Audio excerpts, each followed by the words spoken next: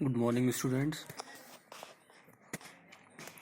Today it's our third lecture of class 10th of subject science.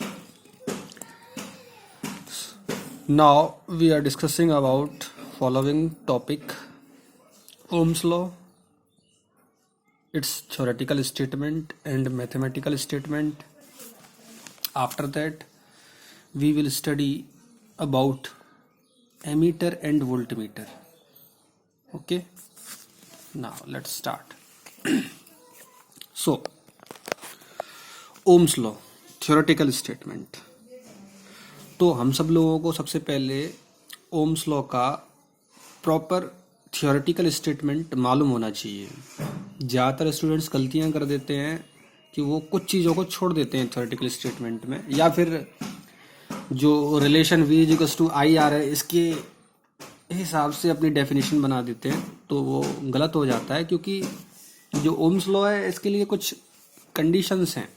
ये हर condition में applicable नहीं होने वाला है, तो उन कंडीशंस को भी हमें इंक्लूड करना पड़ेगा. उसके बाद हम इसको प्रॉपरली डिफाइन करेंगे. ओके, देखते हैं. तो Ohm's law statement. According to Ohm's law, keeping all physical condition must be constant. तो ये जो स्टेटमेंट है, keeping all physical condition must be constant, ये आपको कंपलसरी इंक्लूड करना है. अगर आप इसको इंक्लूड नहीं करते हैं तो फिर ओम्स लॉ का कोई मतलब नहीं रहेगा. ठीक है. तो according to Ohm's law, keeping all physical condition must be constant, then the current flowing through a conductor, this is a conductor, the current flowing through this conductor is I, then the current flowing through this conductor is directly proportional to potential difference across the ends of this conductor. okay, तो काफ़ी बार बच्चे गलतियां करते हैं, वो सीधा V is directly proportional to I कर देते हैं. तो ये स्टेटमेंट मैथमेटिकली गलत है. वो इसीलिए कि जो करंट है वो आपकी डिपेंडेंट क्वांटिटी है और वोल्टेज है वो इंडिपेंडेंट क्वांटिटी है. तो डिपेंडेंट क्वांटिटी डिपेंड करती है इंडिपेंडेंट क्वांटिटी पे कि वो किस हिसाब से वेरी हो रही है. तो आपने अपनी डेली लाइफ में देखा भी होगा कि जो स्टेबलाइजर यूज करते हैं हम घरों में, आमतौर पे बिजली कभी कम हो जाती है, कभी ज़्यादा हो जाती है. जैसे सपोज करो लाइट कम हो गई है तो हम लोग स्टेबलाइजर का यूज़ करते हैं. अब ये स्टेबलाइजर क्या करता है? ये स्टेबलाइजर स्टेप्स में वोल्टेज को इंक्रीज करता है. और जब वोल्टेज इंक्रीज होगा तो अकॉर्डिंग टू दिस स्टेटमेंट, जब वोल्टेज इंक्रीज होगा तो उसी रेस्पेक्ट में आपका करंट भी इंक्रीज होगा. ठीक है. तो कहने का मतलब ये है कि अगर आप वोल्टेज को बढ़ाओगे तब करंट बढ़ेगा, लेकिन ऐसा कोई डिवाइस नहीं है कि जो करंट को बढ़ा दे इंडिपेंडेंटली. ओके, तो यहाँ पे आपको सिंपल सा मतलब समझ में आ गया होगा कि जो हमारा करंट है वो वोल्टेज पे डिपेंड करता है, ना कि वोल्टेज जो है वो करंट पे डिपेंड करे. तो हम हमेशा वोल्टेज को वेरी करेंगे करंट को कम ज़्यादा करने के लिए. तो इसको विशेष ध्यान रखना है आपको. बच्चे ज़्यादातर कंफ्यूज रहते हैं कि इनमें कौन इंडिपेंडेंट होता है और कौन डिपेंडेंट होता है. ठीक है. तो अब हमारे पास ये रिलेशन आ गया V equals to I R, जहाँ पे V क्या है? V ये इस कंडक्टर के दोनों एंड्स का पोटेंशियल डिफरेंस है. जो हमने एक बैटरी लगा रखी है, I current flowing through this conductor and R is the resistance of this conductor which is used in this circuit.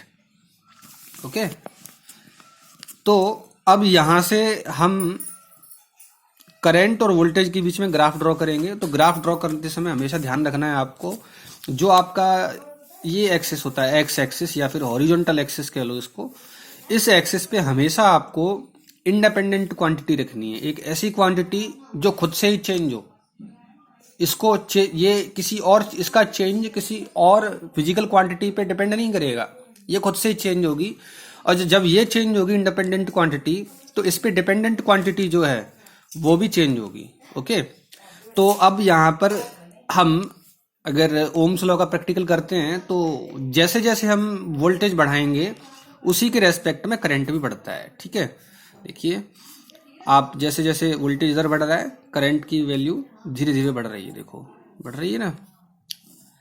तो ये हमारा वोल्टेज और करंट के बीच में ग्राफ है। तो यहीं से ही वैसे कुछ चीज़ें 12th में आती हैं इससे रिलेटेड, तो यहाँ से हमें काफ़ी चीज़ें मालूम भी चल जाती हैं। और Ohm's law most important law है इन इलेक्ट्रिसिटी, ठीक है। तो इसका विशेष ध्यान रखना है और इसको यूज भी करना है हमें काफ़ी जगह पे। अब हम चलते हैं थोड़ा सा आगे ओम्स लॉ से। अच्छा, एक चीज और है, इस ग्राफ को देख के, ये जो ग्राफ है यहाँ पर आपको मालूम चल रहा होगा कि ये जो रिलेशन है वो डायरेक्टली प्रोपोर्शनल का रिलेशन है। इसका मतलब ये है कि जैसे जैसे वोल्टेज इंक्रीज होगा उसी के रेस्पेक्ट में और उसी की तरह करंट भी इंक्रीज होगा, लीनियरली इंक्रीज होगा, नॉन लीनियरली नहीं होगा, एक्सपोनेंशियली नहीं होगा, ठीक है। इस चीज का ध्यान रखना। यहाँ पर जो रिलेशन है वोल्टेज और करंट के बीच में वो कैसा है, लीनियर रिलेशन है, ठीक है। अब हम बात करते हैं मेजरिंग डिवाइसेस की। मतलब मेजरिंग डिवाइसेस का मतलब यहाँ पे सिंपल सा इतना है कि करंट और वोल्टेज को कौन कौन सी डिवाइसेस से मेजर किया जा सकता है। तो देखिए, करंट को मेजर करने के लिए हमारे पास डिवाइस है एमीटर, जो करंट को मेजर करती है, और वोल्टेज या फिर पोटेंशियल डिफरेंस को मेजर करने के लिए डिवाइस यूज करते हैं हम वोल्टमीटर, ठीक है। अब इस एमीटर और वोल्टमीटर की कहानी आप प्रॉपरली समझ लीजिए कि किसी भी सर्किट में एमीटर का कैसे इस्तेमाल करना है, कैसे यूज करना है, कैसे लगाना है उसको सर्किट में, और वोल्टमीटर को कैसे लगाना है। तो पहले हम डिस्कस करते हैं एमीटर के बारे में। एमीटर, तो एमीटर का जो पर्पस है वो है करंट को मेजर करना है कि किसी कंडक्टर में कुल कितना करंट फ्लो हो रहा है, ठीक है। तो अब देखते हैं एमीटर का। अब एमीटर के बारे में कुछ चीजें हमें जानना जरूरी है। पहला कि एक आइडियल एमीटर का जो इंटरनल रेजिस्टेंस होना चाहिए, internal resistance is equal to 0। मैं आइडियल एमीटर की बात कर रहा हूं, और वैसे प्रैक्टिकली तो पॉसिबल ही नहीं रेजिस्टेंस 0 करना, लेकिन एक आइडियल एमीटर का जो इंटरनल रेजिस्टेंस होना चाहिए वो कितना होना चाहिए, 0। दूसरी चीज इससे रिलेटेड जो आपको याद रखनी है कि एमीटर को हम हमेशा सीरीज में लगाएंगे। मतलब जिस कंडक्टर में करंट मेजर करना है आपको, तो उस कंडक्टर के सीरीज में हम लोग एमीटर को इंस्टॉल करेंगे, ठीक है। तो अब बात करते हैं एमीटर से जुड़े कुछ क्वेश्चंस की, कि इसका सीरीज में ही क्यों इस्तेमाल करते हैं, पैरेलल में क्यों नहीं लगा देते। तो इसको समझ लीजिए आप। अगर हम इस एमीटर को पैरेलल में लगाते हैं, सपोज करिए जैसे हमारे पास ये सर्किट है,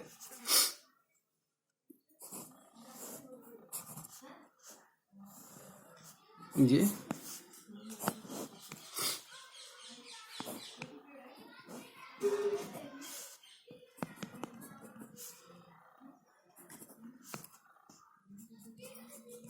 ठीक है। अब मैंने क्या किया, इसके अक्रॉस करंट को मेजर करने के लिए एमीटर पैरेलल में लगा दिया।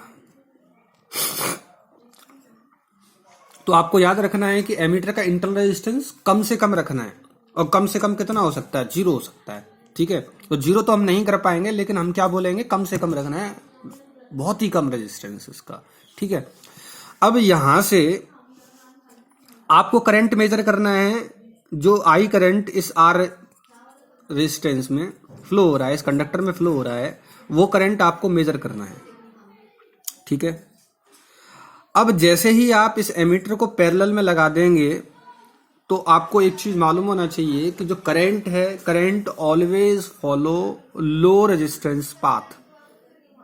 ओके, मैं स्टेटमेंट को रिपीट कर रहा हूं, current always follow low resistance path. तो हमने यहां पे पहले ही बता दिया है कि एमीटर का रेजिस्टेंस हम जितना ज्यादा कम कर सकते उतना ज्यादा कम रखेंगे, ठीक है। अब यहां पर एमीटर का रेजिस्टेंस कम है और इस कंडक्टर का रेजिस्टेंस ज्यादा है, तो करंट किधर ज्यादा फ्लो होगा, इधर, ठीक है।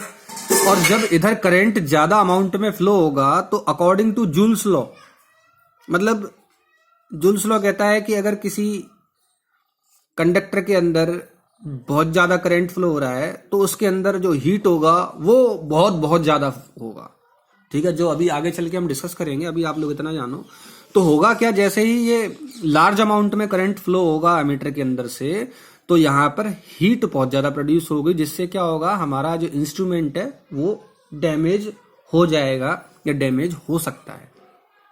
ठीक है, तो क्लियर हो गया होगा स्टूडेंट्स आपको कि हमें एमीटर को पैरेलल में क्यों नहीं लगाना है। अगर लगाओगे तो तुरंत ही डैमेज होगा। ओके, तो ऐसी गलती कभी नहीं करनी है।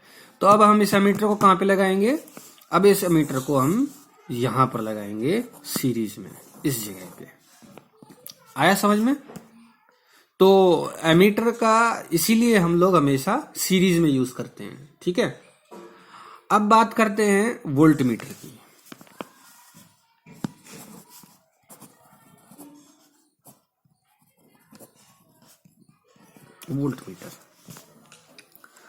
वोल्टमीटर का इंटरनल रेजिस्टेंस जितना ज्यादा रख सकते हो उतना ज्यादा रखो। और वैसे एक आइडियल वोल्टमीटर का इंटरनल रेजिस्टेंस इनफाइनाइट होना चाहिए, क्योंकि हमने कहा कि जितना ज्यादा आप रख सकते हो उतना ज्यादा रखो। ठीक है, तो एक आइडियल वोल्टमीटर का इंटरनल रेजिस्टेंस कितना होना चाहिए, इन्फिनिटी। ओके, लेकिन हम इन्फिनिटी नहीं रखेंगे, हम इन्फिनिटी से कम रखेंगे। ठीक है, दूसरी चीज, वोल्टमीटर को जब हम किसी सर्किट में यूज करते हैं पोटेंशियल डिफरेंस को मेजर करने के लिए, तो इसको हम लगाते हैं, इसका अरेंजमेंट जो होता है सर्किट में वो होता है पैरेलल। मतलब ये अभी पिछला वाला जो डायग्राम था, मैं दोबारा से ड्रॉ करता हूं इस डायग्राम को।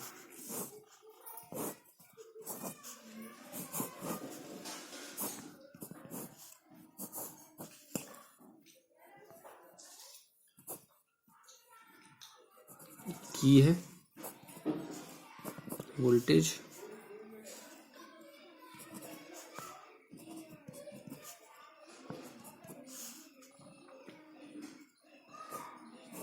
ये है करेक्ट इंस्टॉलेशन ऑफ वोल्टमीटर। तो वोल्टमीटर को हम पैरेलल में लगाते हैं। अब सेम क्वेश्चन वही यहां पर भी उठता है कि भाई वोल्टमीटर को पैरेलल में क्यों लगाते हैं, सीरीज में क्यों नहीं लगा देते। तो इसका सिंपल सा आंसर है, अगर इसको आप सीरीज में लगाओगे तो आपको पता है कि वोल्टमीटर का रेजिस्टेंस हम ज्यादा से ज्यादा रखते हैं। ठीक है, तो अगर मैं इसको सीरीज में लगा दूंगा तो इस वोल्टमीटर का रेजिस्टेंस एक तो बहुत ज्यादा है, ठीक है, और फिर इसका भी रेजिस्टेंस है। तो मैं अगर आइडियल कंडीशन की बात करूं तो यहां से तो कोई करंट ही नहीं फ्लो होगा। फिर मैं आइडियल कंडीशन की बात कर रहा हूं, उस पर थोड़ा सा विचार रखना आप, कि अगर मैं किसी आइडियल वोल्टमीटर को इसके सीरीज में लगा देता हूं तो क्या इस कंडक्टर के अक्रॉस कोई करंट फ्लो होगा, क्योंकि आइडियल वोल्टमीटर का रेजिस्टेंस होता है इनफाइनाइट इंटरनल रेजिस्टेंस। ठीक है, तो मेरा पर्पस क्या था कि ये जो कंडक्टर आपको दे रखा है, इस कंडक्टर के अक्रॉस पोटेंशियल डिफरेंस मेजर करना। जब इसमें से कोई करंट ही नहीं फ्लो होगा तो पोटेंशियल डिफरेंस क्या है बात का, आया बात समझ में?